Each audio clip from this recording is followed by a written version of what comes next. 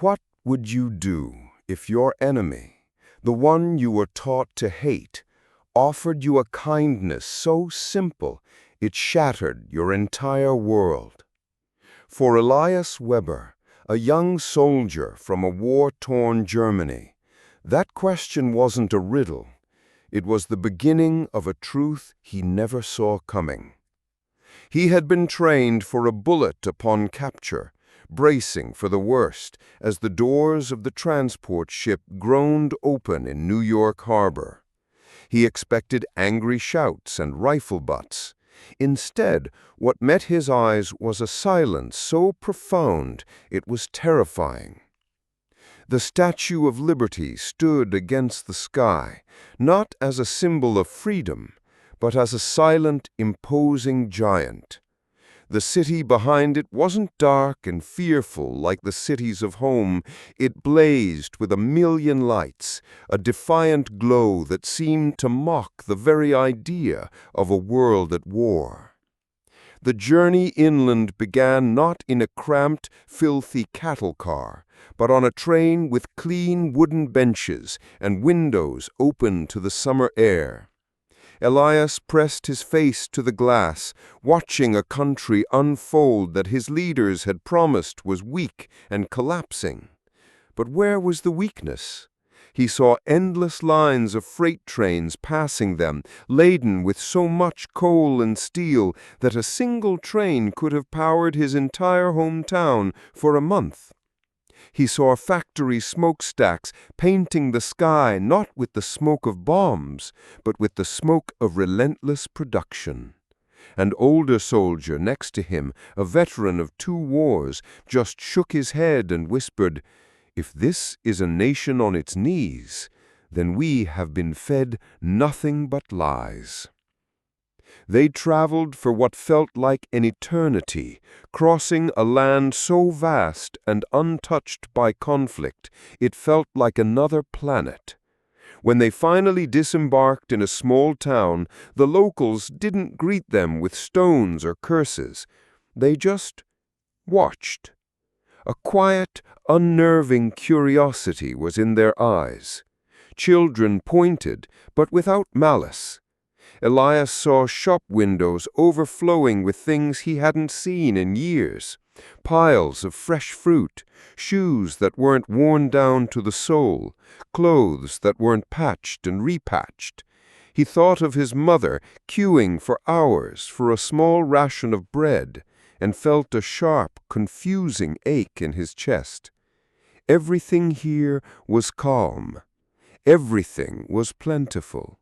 And this profound, quiet strength was more intimidating than any army. The next morning, they were marched into a long wooden building.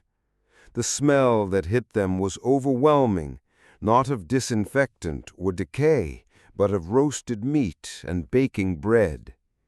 Inside, long tables were already set. Trays were piled high with food that seemed impossible. Scrambled eggs, thick slices of bacon, bowls of apples, and pitchers filled to the brim with fresh, cold milk. For men whose memories of food were dominated by thin soup and half-rotten potatoes, the sight induced a stunned silence.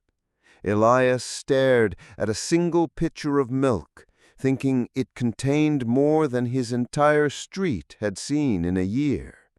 A guard motioned for them to eat, his expression not of contempt, but of simple impatience, as if this feast were the most ordinary thing in the world. Hesitantly, the men began to eat. The first taste of sweet, cold milk was a shock to the system. It was real. The bread was soft, the meat was rich. Elias watched his hardened soldiers, men who had faced death without flinching, ate with a quiet, desperate intensity. Some ate so fast they choked back tears. It wasn't just hunger being satisfied. It was a psychological assault. Every bite was a contradiction.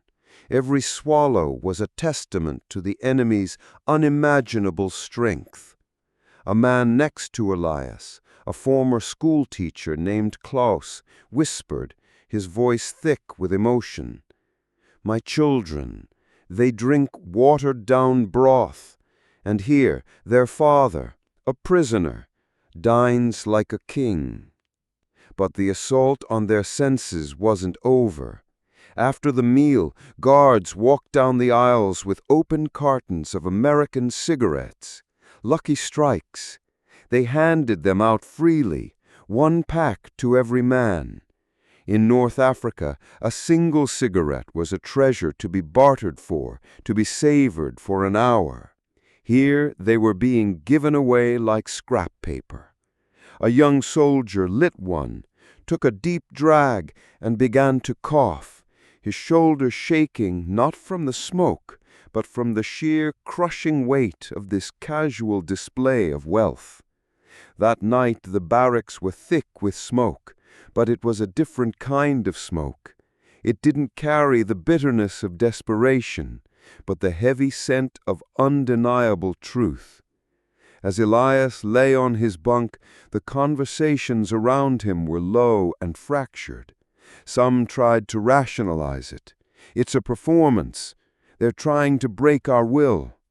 But Klaus, the teacher, spoke the question that was on everyone's mind, his voice barely a whisper in the dark. "If they can afford to waste this on us, their prisoners, what unimaginable resources do they give their own soldiers?" There was no answer.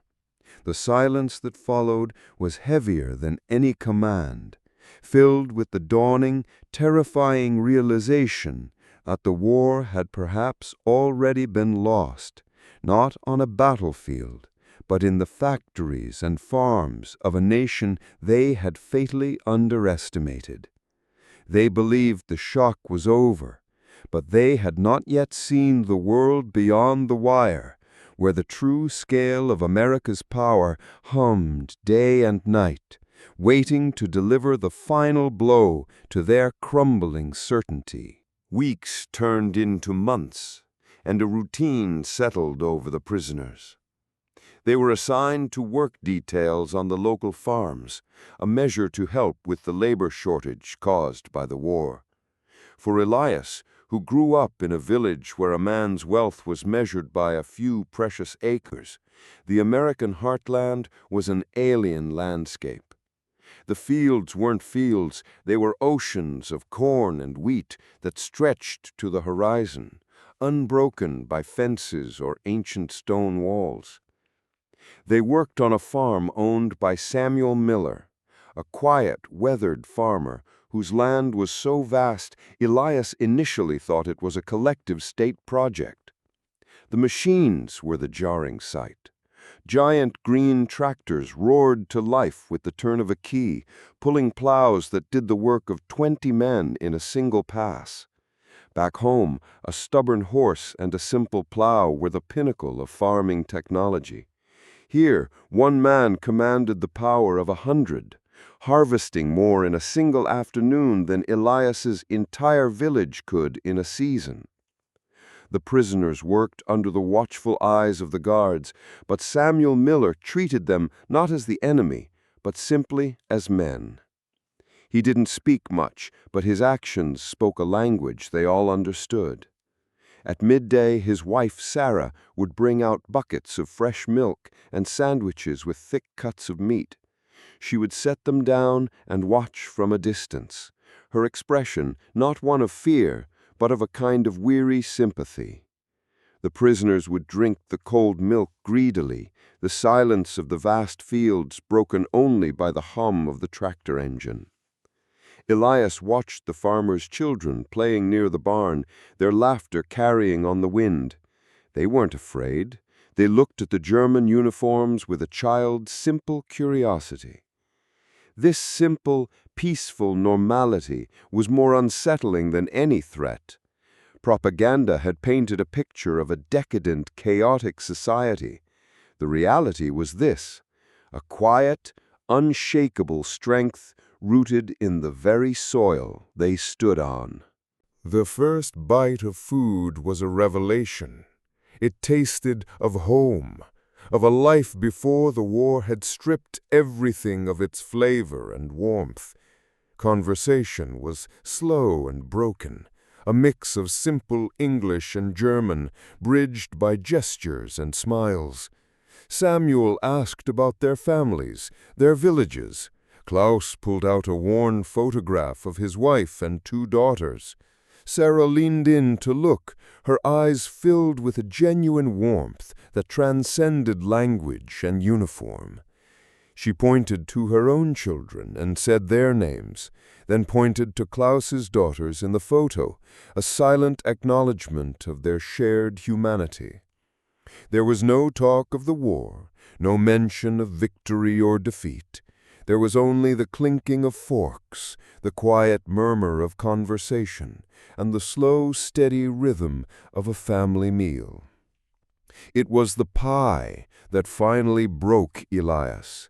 Sarah placed a large slice in front of him, steam curling up from the warm apples. He took a bite, and the taste, sweet, simple, and impossibly kind, overwhelmed him. He thought of his own family, huddled in a cold Berlin apartment, surviving on scraps. And here he was, a soldier of the Reich that had promised them the world, being fed by the very people he was supposed to despise. He looked at Samuel Sutton, a boy no older than 10, who slid the bowl of whipped cream closer to him with a shy smile. In that moment, the entire foundation of his world crumbled.